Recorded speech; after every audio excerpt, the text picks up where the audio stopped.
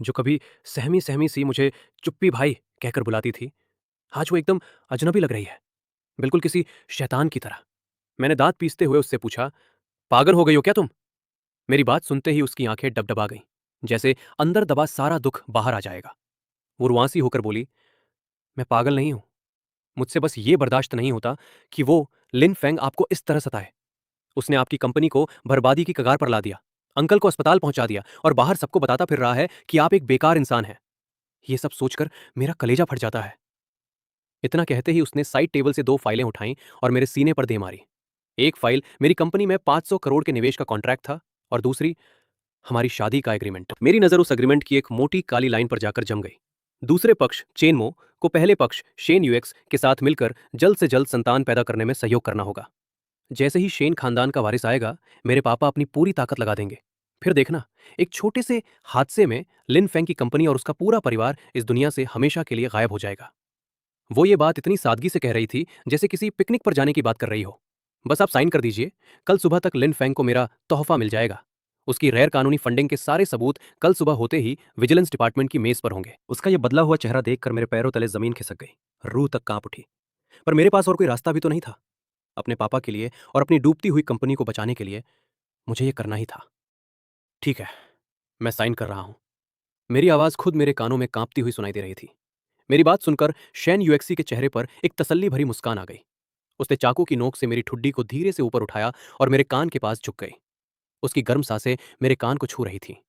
भैया, ये सिर्फ हम दोनों के बीच का राज है, याद रखिएगा। मैंने अपनी आंखें मूंद ली। मुझे ऐसा महसूस हो रहा था जैसे मैं बाजार में बिकने वाला कोई सामान हूं जिसकी अपनी कोई इज्जत नहीं। उसने मेरी बंधी हुई टाई तो खोल दी, पर वो वहां से गई नहीं। उसने मुझे चूमा। वो एहसास थोड़ा कच्चा था, पर उसमें एक ऐसी जिद थी जिसे मैं ठुकरा नहीं सका। मैं पत्थर की तरह बेजान पड़ा रहा। दिमाग में सब कुछ उलझ चुका था।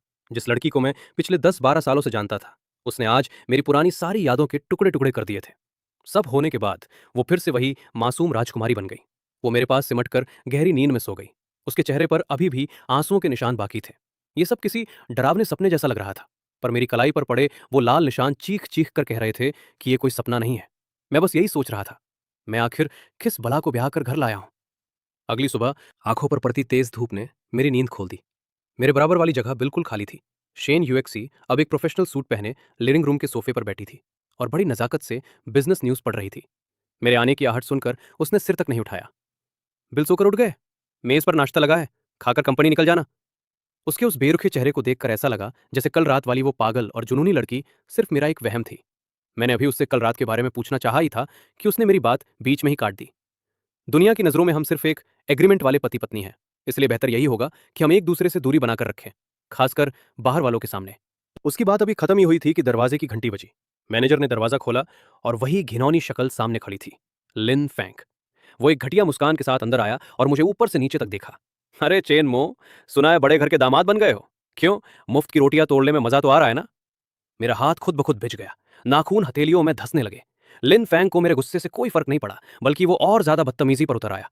वो अपना हाथ बढ़ाकर मेरे गाल थपथपाने ही वाला था।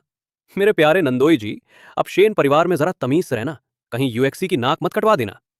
उसका हाथ मेरे चेहरे को छू पाता, उससे पहले ही एक गोरी और नाजुक कलाई ने उसका रास्ता रोक लिया। शेन यूएक्सी न जाने कब मेरे और लिन फैंग के बीच आकर खड़ी हो गई। उसके पूरे वजूद से एक ऐसी ठंडी लहर निकल रही थी कि कोई उसके पास फटकने की हिम्मत न करे।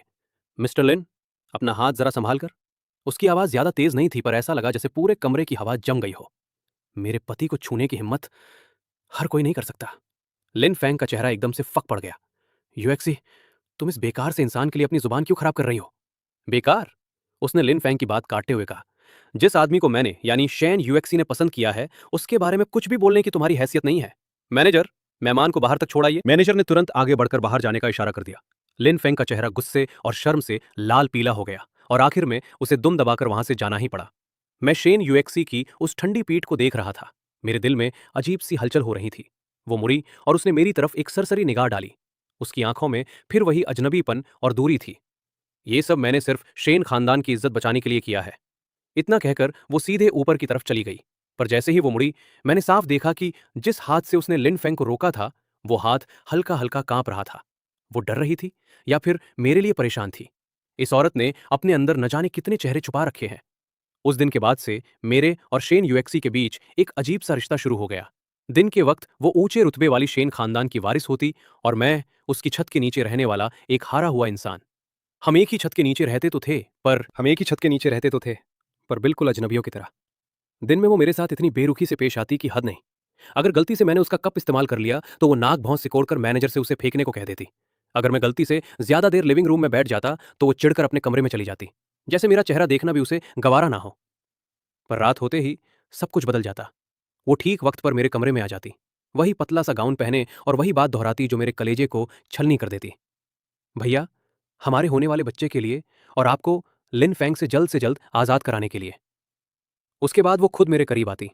उसके तरीके थोड़े अनचाहे से होते, पर उनमें एक ऐसी जिद होती जिसे मैं टाल नहीं सकता था। दिन और रात का ये फर्क मुझे पागल कर रहा था।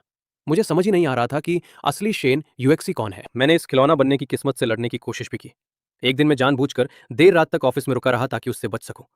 पर जब थका हारा घर पहुंचा तो देखा कि हॉल की लाइट अब भी जल रही है। शेन यूएक्सी अकेली सोफे पर बैठी थी और सामने मेज पर रखा खाना पत्थर जैसा ठंडा हो चुका था। मुझे देखते ही उसने कुछ नहीं कहा, बस खामोशी से उठी और खाना गर्म करने किचन में ले गई। उस रात मीटिंग की वजह से मैंने काफी पी रखी थी, जिसकी वजह से मेरा पुराना दर्द उभर आया। मैं पेट पकड़कर सोफे पर ही ढेर हो गया और दर्द में कुछ बड़बड़ाने लगा। अजीब बात तो यह हुई कि अगली सुबह मेज पर पेट के दर्द की महंगी दवाइयां और एक पूरा डाइट चार्ट रखा था। मैंने मैनेजर से पूछा कि ये सब किसने मंगाया, तो उसने हिचकिचाते हुए बस इतना कहा, साहब ये सब मालकिन के ऑर्डर थे।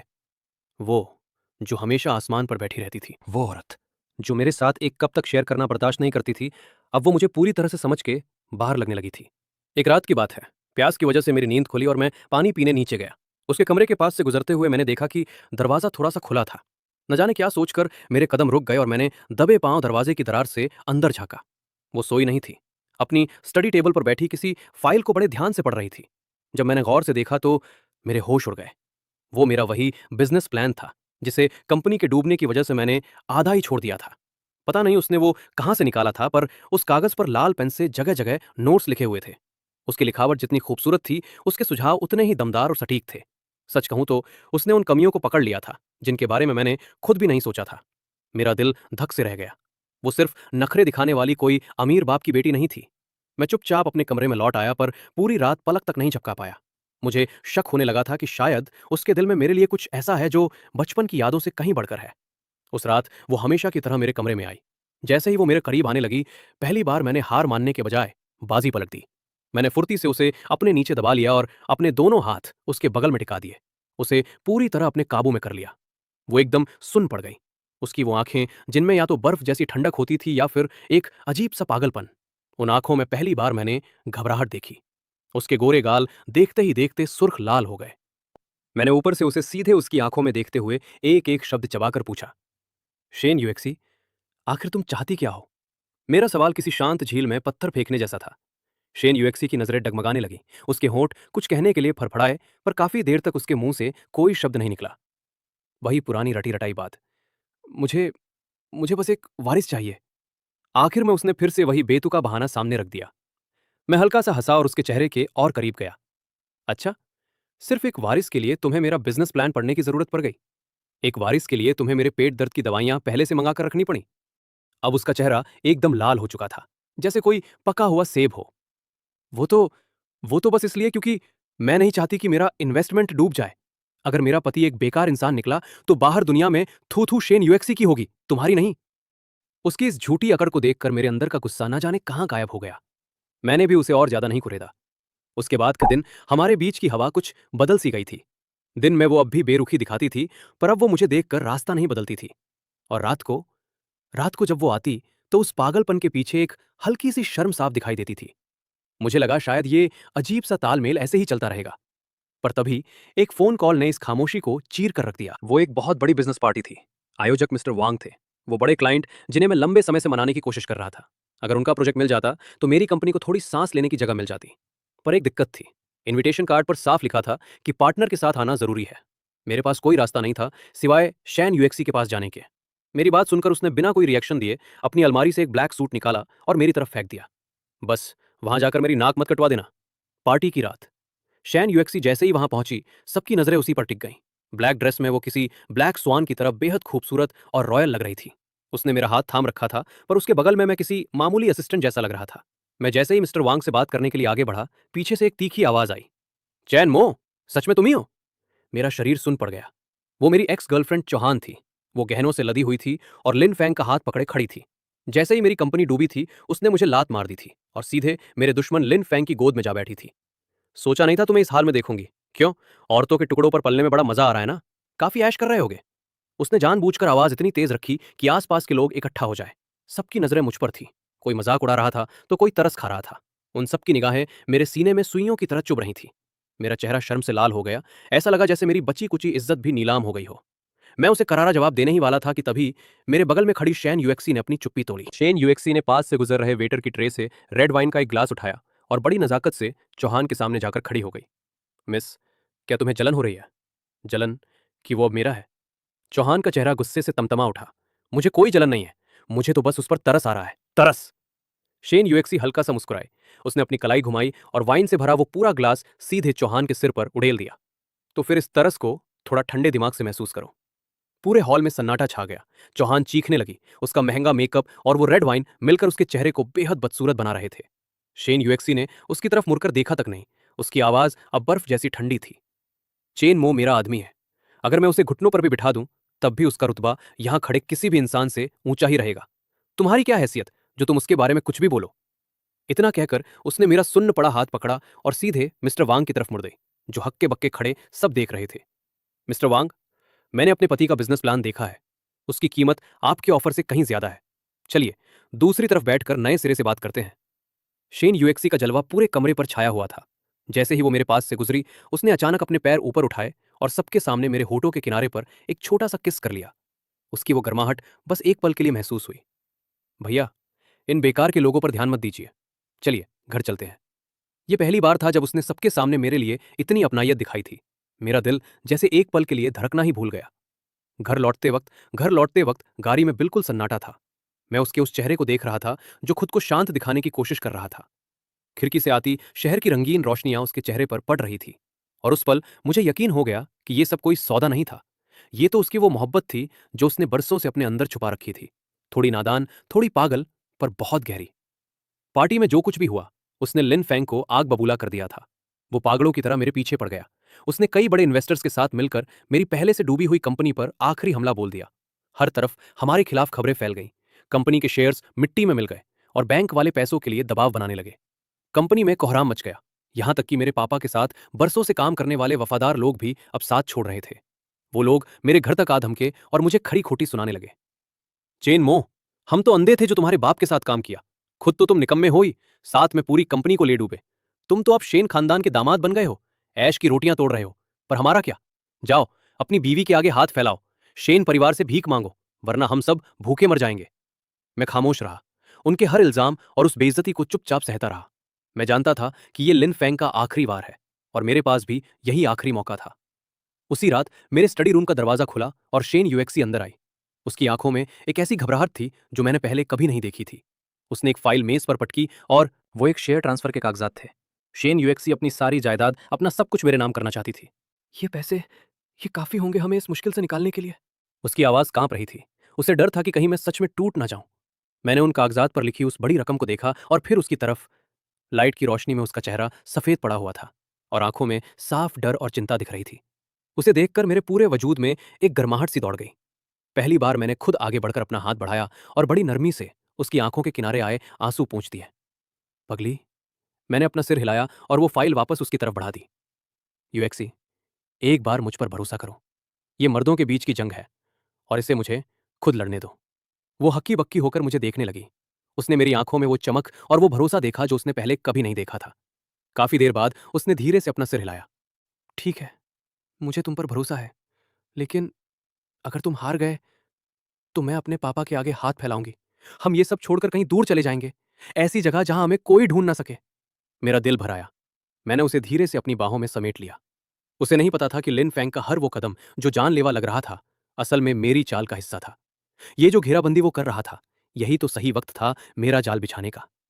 मैंने उसे तसल्ली दी और उसे तसल्ली देकर मैं वापस अपने कंप्यूटर पर आ गया। मैंने उन घोस्ट फंड से राब्ता करना शुरू किया जिन्हें मैंने बरसों से विदेशों में छिपा कर रखा था। एक एक करके सारी कमांड्स एनक्रिप्टेड मेल्स के जरिए भेजी जाने लगी। उधर टीवी पर लिन फैंग प्रेस कॉन्फ्रेंस कर रहा था। उसके चेहरे पर जीत की चमक थी। वो बड़े गुरूर से ऐलान कर रहा था कि कल वो मेरी कंपनी की आखिरी संपत्तियों को भी खरीद लेगा। स्क्रीन पर उसकी वो हंसती हुई शक्ल देखकर मैं बस मुस्कुरा दिया। शेन यूएक्सी न जाने कब मेरे पीछे आकर खड़ी हो गई। उसकी आंखों में अब भी फिक्र थी। मैंने उसका हाथ पकड़ा और कंप्यूटर स्क्रीन पर उस के लाइन ग्राफ की तरफ इशारा किया जो बिल्कुल पाताल में गिर चुका था। बस देखते जाओ, असली खेल अब शुरू होने वाला है। अगले दिन जैसे ही शेयर बाजार खुला, हमारी कंपनी जोंग चैंग ग्रुप के शेयर्स उम्मीद के मुताबिक धड़ाम से गिर गए। हर तरफ हाहाकार मचा था। इन्वेस्टर्स पागलों की तरह अपने शेयर्स बेच रहे थे। लिन फैंग की कंपनी फैंग जिंग कैपिटल ने इस जीत का जश्न मनाने के लिए एक आलीशान प्रेस कॉन्फ्रेंस रखी। वो कैमरों की लाइट के बीच खड़ा होकर पूरी दुनिया को बता रहा था कि दोपहर 3 बजे तक वो मेरी कंपनी को पूरी तरह निगल जाएगा। एक दौर खत्म हुआ और अब यहां से मेरी हुकूमत शुरू होगी। वो कैमरे के सामने बड़े ठाठ से हंस रहा था। उधर मेरे पास बैठी शेन यूएक्सी इतनी घबराई हुई थी कि उसकी हथेलियां पसीने से भीग चुकी थीं। शेन यूएक्सी ने मेरा हाथ इतनी जोर से पकड़ रखा था कि उसकी पकड़ ढीली ही नहीं हो रही थी। मैंने धीरे से उसका हाथ थपथपाया और टीवी की तरफ इशारा किया। अभी लिन फेंग अपनी तकरीर दे ही रहा था कि शेयर बाजार का नजारा एकदम से बदल गया। बाजार में अचानक अरबों रुपयों के बाय ऑर्डर्स का सैलाब आ गया, जैसे वो पैसा कहीं आसमान से टपका हो। वो शेयर जो जमीन पर गिरे पड़े थे, उन्हें कोई पागलों की तरह खरीद रहा था। टीवी पर लाइव रिपोर्टर चिल्लाने लगा, हे भगवान, ये सब कौन खरीद रहा है? कैमरे के सामने ही लिन फेंग का असिस्टेंट बदहवास होकर उसके कान में कुछ कहने लगा। उसकी आवाज माइक्रोफोन में साफ सुनाई दे रही थी। सर, अनर्थ हो गया। बाजार में बहुत बड़ी गुमनाम फंडिंग आ गई है। हमें हमें निशाना बनाया गया है। लिन फेंग के चेहरे की वो जहरीली मुस्कान वहीं जम गई। स्क्रीन पर हमारी कंपनी जोंग चेंग के शेयर्स का ग्राफ किसी रॉकेट की तरह ऊपर भागने लगा। 10 मिनट के अंदर ही हम घाटे से निकलकर मुनाफे में आ गए। पूरी बिजनेस की दुनिया में हड़कंप मच गया। मैं खामोशी से टीवी पर लिन फेंग का वो चेहरा देख रहा था जिसका रंग पहले सफेद पड़ा, फिर नीला और अब गुस्से से काला हो चुका था। शेन यूएक्सी ने हैरानी में अपने मुंह पर हाथ रख लिया था। यूएक्सी, ये तो बस शुरुआत है। अपनी कंपनी को बचाने के साथ साथ मैंने अपना असली वार किया। मैंने उन सीक्रेट कॉन्ट्रैक्ट्स का इस्तेमाल शुरू किया जो मैंने बरसों से लिन फेंग की कंपनी को बर्बाद करने के लिए दबा कर रखे थे। अब लिन फेंग की अपनी कंपनी के शेयर्स ताश के पत्तों की तरह गिरने लगे। बेच दो, सब कुछ बेच दो, चाहे जो कीमत चुकानी पड़े। जोंग चेंग के शेयर्स को नीचे गिराओ, उसे मिट्टी में मिला दो। लिन फेंग को बहुत जल्द इस बात का एहसास हो गया कि वो हार चुका है। उसने मुझे बर्बाद करने के लिए जो पैसा लगाया था, वो अब हमारी कंपनी के शेयर्स में फंस चुका था। वो उसे बाहर नहीं निकाल सकता था, जबकि उसकी अपनी कंपनी को दुनिया भर के इन्वेस्टर्स नोच नोच कर खा रहे थे। मैंने टीवी पर उस पागल हो चुके शख्स को देखा और धीरे से कहा, गेम ओवर। जब बाजार बंद हुआ तो हमारी कंपनी की वैल्यू सिर्फ बहाल नहीं हुई थी, बल्कि पहले से दोगुनी हो चुकी थी। दूसरी तरफ लिन फेंग की कंपनी के हजारों करोड़ रुपए एक ही दिन में राख हो गए। वो पूरी तरह बर्बाद हो चुका था। चेन मो, जिसे कल तक लोग घर जमाई और बेकार कहकर चिढ़ाते थे, वो रातों रात बिजनेस की दुनिया का सबसे बड़ा जादूगर बन गया। मैंने टीवी बंद कर दिया। अब मुझे लिन फेंग का वो मुर्दा जैसा चेहरा और नहीं देखना था। मैं मुड़ा और शेन यूएक्सी की तरफ देखा। वो मुझे ऐसे फटी आंखों से देख रही थी जैसे किसी अजनबी को देख रही हो। भैया, मैं मुस्कुराया और अपनी बाहें फैला दी। अब तुम्हारी रक्षा करने की बारी मेरी है। वो एक पल के लिए ठिठकी और फिर अगले ही पल उसने मुझे पागलों की तरह गले लगा लिया। उसने अपना चेहरा मेरे सीने में छिपा लिया और उसके कंधे बुरी तरह कांपने लगे। मुझे अपनी शर्ट पर उसके गर्म आंसुओं का एहसास हो रहा था। इस एक धमाके ने शेन परिवार में मेरी हैसियत को जमीन से उठाकर आसमान पर पहुंचा दिया था। वो रिश्तेदार जो कल तक मुझे देखकर मुंह फेर लेते थे, अब मुझे देखते ही चापलूसी भरी मुस्कान देने लगते। यहां तक कि घर का मैनेजर भी अब मेरे सामने सर झुकाए खड़ा रहता। लेकिन सबसे बड़ा बदलाव आया था शैन यूएक्सी में। अब वो मेरे सामने वो ठंडी और घमंडी होने का नाटक नहीं कर पाती थी। अब वो किसी मासूम बच्चे की तरह लाल चेहरा लेकर मेरे पीछे घूमती और मुझसे बिजनेस के दांव पेच पूछती रहती। उसकी आंखों में अब मेरे लिए सिर्फ और सिर्फ ढेर सारा सम्मान और प्यार चमकता था। यहां तक कि वो मुझे खुश करने की बचकानी कोशिशें भी करने लगी थी। भैया, आपको क्या खाना है? मैं अभी शेफ से कहकर आपके लिए वही बनवाती हूँ। रात को वो हमेशा की तरह अपनी वही पतली सी नाइटी पहने, तकिया बाहों में दबाए मेरे कमरे के दरवाजे पर आकर खड़ी हो गई। पर इस बार उसने पहले की तरह सीधे अंदर आने की हिम्मत नहीं की। वो बस वहीं खड़ी होकर अपने होंठ काटती रही और उसकी नजरें यहां वहां भटक रही थीं। मैं दरवाजे के फ्रेम से सटकर खड़ा हो गया और मजे लेते हुए उससे पूछा, कोई काम है? उसका चेहरा एकदम टमाटर जैसा लाल हो गया। नहीं, कुछ नहीं। वो मुड़कर भागने ही वाली थी कि मैंने फुर्ती से उसकी कलाई पकड़ी और उसे अपनी तरफ खींच लिया। भाग रही हो? मैंने दरवाजे के बीच में खड़े होकर उसका रास्ता रोक दिया। वो बिल्कुल सुन्न पड़ गई। उसकी आंखों में आंसू भर आए और वो बड़े दुखी मन से मुझे देखने लगी। भैया, क्या आप क्या आप अब मुझसे नफरत करने लगे हैं? मैं अब आपको कभी मजबूर नहीं करूंगी, प्रॉमिस। बस मुझे छोड़िए मत। उसकी ऐसी हालत देखकर मेरा दिल पिघल गया। पर फिर भी मैंने जानबूझकर अपना चेहरा सख्त बनाए रखा और कहा, अब बहुत देर हो चुकी है। इतना कहकर मैंने दरवाजा खोला और उसे खींचकर कमरे के अंदर ले लिया। मैंने पीछे हाथ करके दरवाजा बंद किया और उसे दीवार से सटा दिया। शैन यूएक्सी, मेरी बात कान खोलकर सुन लो। मैंने उसकी ठुड्डी को पकड़कर अपनी तरफ मोड़ा और उसे सीधे मेरी आंखों में देखने पर मजबूर कर दिया। अब से तुम मेरे पास नहीं आओगी, बल्कि मैं तुम्हारे पास आऊंगा। इतना कहकर मैंने अपना सर झुकाया और बिना किसी एग्रीमेंट या सौदा के पहली बार उसे अपनी मर्जी से चूमा। वो पहले तो हैरान रह गई, फिर शर्माई और फिर बड़ी मासूमियत से मेरा साथ देने लगी। हमारे बीच का रिश्ता अब वो लेना देना नहीं रहा था, बल्कि अब ये सच्चा प्यार बन चुका था। अब मैं उसे वो सब करवाने ले जाता जो आम कपल्स करते हैं। हम गली के नुक्कड़ पर खड़े होकर मोमोज और चाट खाते, आधी रात को रोमांटिक फिल्में देखने जाते और पार्क में घंटों टहलते। वो एक छोटी बच्ची की तरह सिर्फ एक आइसक्रीम पाकर ही घंटों खुश रहती। कभी कभी वो मेरे लिए खाना बनाने की बचकानी कोशिश भी करती, जिससे पूरा किचन किसी जंग के मैदान जैसा हो जाता। उसका पूरा चेहरा कालिक से भर जाता, पर फिर भी वो मेरी तरफ देखकर किसी मासूम बच्चे की तरह मुस्कुरा देती। तब मुझे एहसास हुआ कि उस घमंड और पागलपन के नकाब के पीछे मेरी यूएक्सी असल में कितनी भोली और प्यारी है। एक दिन मैं अपनी पुरानी चीजें समेट रहा था कि तभी मेरे हाथ उसकी बचपन की एक डायरी लग गई। डायरी के पन्ने पीले पड़ चुके थे, पर डायरी के उस पुराने पन्ने पर पेंसिल से टेढ़ी मेढ़ी लिखावट में एक लाइन लिखी थी, बड़ी होकर मैं सिर्फ अपने चैन मो भैया से शादी करूंगी। मैं वो डायरी लेकर नीचे गया, जहां वो सोफे पर बैठी टीवी देख रही थी। ये क्या है? मैंने वो पन्ना उसके सामने खोल दिया। उसे देखते ही उसका चेहरा एकदम टमाटर जैसा लाल हो गया। वो किसी डरे हुए खरगोश की तरह झपटी और डायरी छीनने की कोशिश करने लगी। ये ये आपको कहां से मिली? वापस दीजिए मुझे। मैं हंसते हुए दूर हट गया और उसे अपनी बाहों में कस लिया। वो मेरे सीने से लगकर छटपटा रही थी। तो मिस शैन, आप तो बचपन से ही मेरे खिलाफ ये साजिश रच रही थी। उसने अपना चेहरा मेरे सीने में छिपा लिया। ये मेरे ससुर का आखिरी टेस्ट था। उन्हें अपनी बेटी और शेन खानदान के भविष्य के लिए एक ऐसा दामाद चाहिए था जो सिर्फ ताकतवर ही नहीं, बल्कि बेहद चालाक भी हो। पार्टी की रात मेहमानों का तांता लगा हुआ था। मैं घर के दामाद के तौर पर यूएक्सी के साथ खड़ा मेहमानों का स्वागत कर रहा था। तभी लिन फेंग वहां पहुंचा। वो काफी कमजोर और थका हुआ लग रहा था, पर उसकी आंखों में मेरे लिए नफरत की आग अब भी वैसी ही थी। उसके साथ शेन यूएक्सी का एक दूर का मामा भी था, एक ऐसा इंसान जिसने कंपनी के लिए कभी कुछ नहीं किया, बस अपनी उम्र का रौब झाड़ना जानता था। पार्टी अभी आधी ही हुई थी कि उस मामा ने अचानक अपना गिलास हवा में उठाया और जोर से बोला, आज हमारी यूएक्सी का जन्मदिन है, बड़ी खुशी की बात है, और हमें चेन मो जैसा काबिल दामाद भी मिल गया है। तभी अचानक उसने अपनी टोन बदल ली और मेरी तरफ मुड़ा। चेन मो, मैंने सुना है कि पिछले दिनों तुमने शेयर बाजार में बड़े बड़े खिलाड़ियों को धूल चटा दी। वाकई तुम जवान हो और होनहार भी। बस मैं ये सोच रहा था कि पासा पलटने के लिए वो अरबों रुपए तुम्हारे पास आए कहां से? कहीं वो पैसा किसी गलत रास्ते से तो नहीं आया था? पूरे हॉल में सन्नाटा पसर गया। सबकी नजरें मुझ पर आकर टिक गईं। बगल में खड़ा लिन फेंग एक कमीनी मुस्कान के साथ मजे ले रहा था। मेरे ससुर अपनी ऊंची कुर्सी पर बिल्कुल खामोश बैठे थे। उनके चेहरे से यह अंदाजा लगाना मुश्किल था कि वो क्या सोच रहे हैं। शेन यूएक्सी गुस्से से कांप रही थी। वो जवाब देने के लिए खड़ी होने ही वाली थी कि मैंने अपनी नजरों से उसे शांत रहने का इशारा किया। मैंने बिल्कुल ठंडे और शांत दिमाग से उस शख्स की तरफ देखा। मैंने उस मामा की तरफ देखा और हल्का सा मुस्कुराते हुए कहा, आप मजाक कर रहे हैं मामा जी, वो तो बस कुछ दोस्तों की मदद थी। दोस्त? जहां तक मुझे पता है चेन मो, इंडिया में तुम्हारे किसी भी दोस्त की इतनी हैसियत नहीं है। कहीं ऐसा तो नहीं कि तुमने वो पैसा इस्तेमाल किया है जिसे छूना भी गुनाह है? लिन फेंग ने मामा की तरफ इशारा किया। मामा फौरन समझ गया और उसने अपनी जेब से एक फाइल निकाली और चिल्लाकर बोला, मेरे पास बैंक की पूरी स्टेटमेंट है। यह पैसा एक विदेशी अकाउंट से आया है और इस अकाउंट पर मनी लॉन्ड्रिंग का गहरा शक है।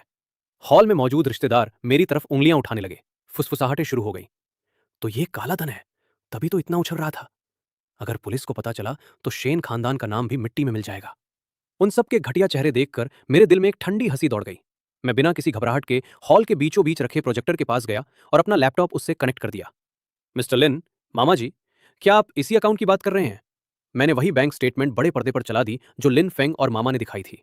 लिन फेंग और मामा ने एक दूसरे को देखा और उनके चेहरों पर जीत की चमक आ गई। हाँ, बिल्कुल यही है। अब जब तुमने खुद ही मान लिया है तो फिर कहने को कुछ बचा ही नहीं। तुम जैसा इंसान हमारे खानदान के, एक ठंडी और विजयी मुस्कान के साथ, तुम शेन खानदान का दामाद बनने के लायक नहीं हो, मामा जी ने पूरे जोश में चिल्लाकर कहा। मैं हल्का सा मुस्कुराया, पर अगले ही पल मेरी आवाज का रुख बदल गया। लेकिन सच तो यह है कि इस अकाउंट का मालिक मैं हूं ही नहीं।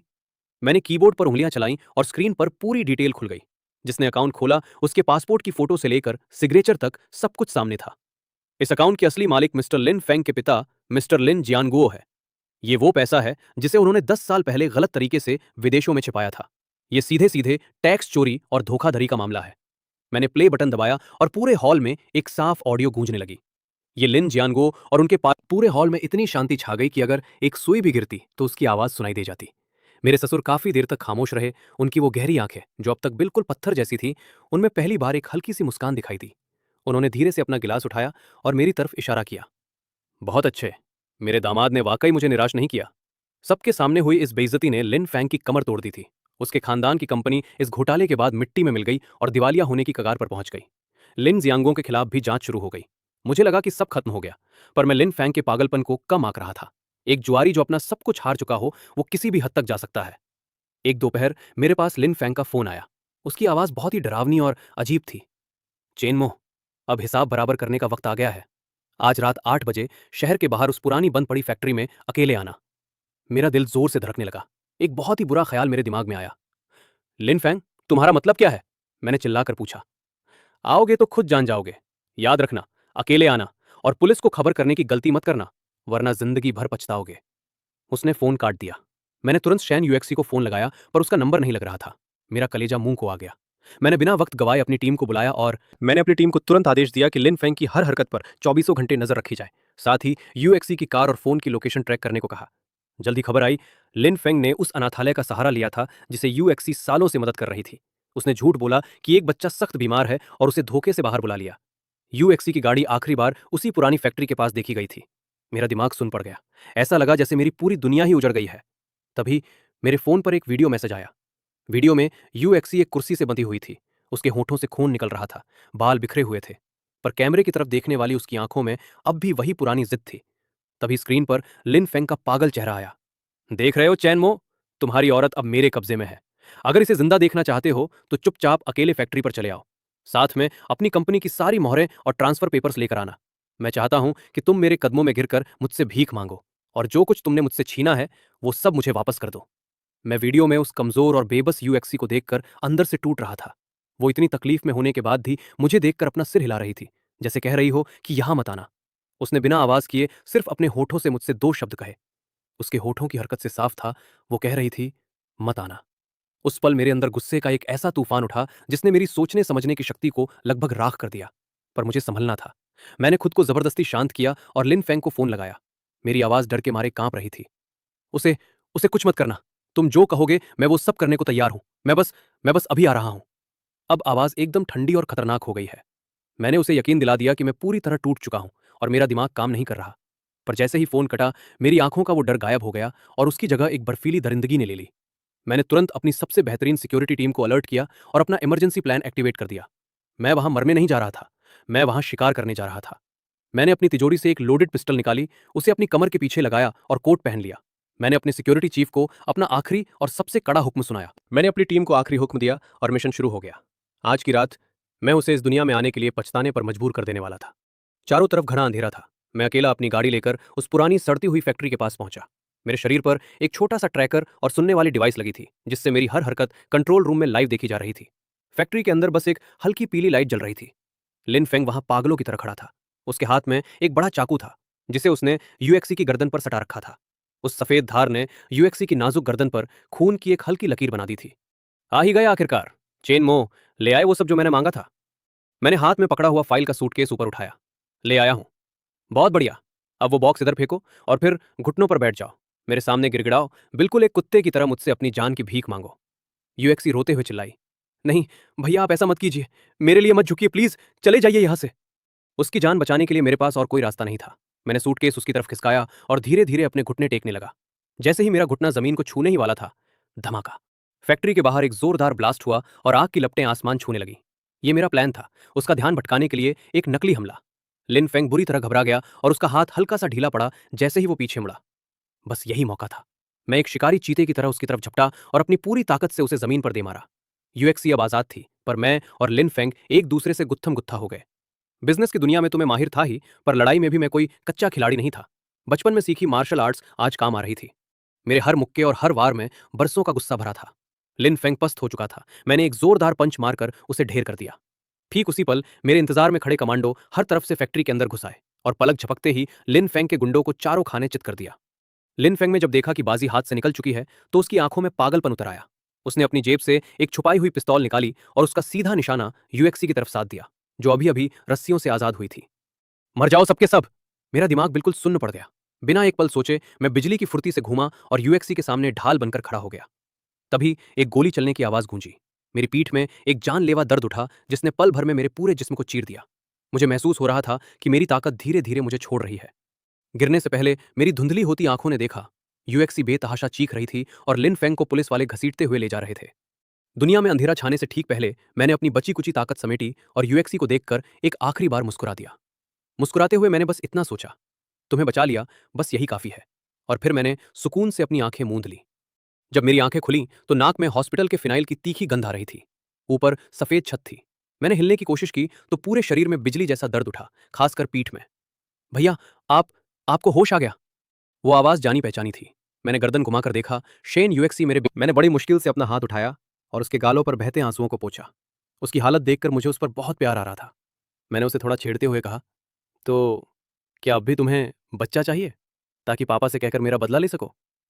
यूएक्सी एकदम से ठिठक गई, जैसे उसे अपनी पिछली कही बातों पर शर्म आ रही हो। उसने पागलों की तरह अपना सिर हिलाया और पहले से भी ज्यादा जोर से रोने लगी। नहीं, अब मुझे कुछ नहीं चाहिए। मुझे दुनिया की कोई चीज नहीं चाहिए। मैं बस आपको ठीक देखना चाहती हूँ। बस आप मेरे पास रहें। आप बस जिंदा रहें। मैं मुस्कुराया और उसे तसल्ली दी कि गोली थोड़ा हटकर लगी थी, जान का खतरा टल चुका है। फिर मैंने उसकी आंखों में सीधे झांकते हुए बड़ी साफ और ठहरी हुई आवाज में उससे वो कहा जो मेरे दिल में बरसों से दफन था। यूएक्सी,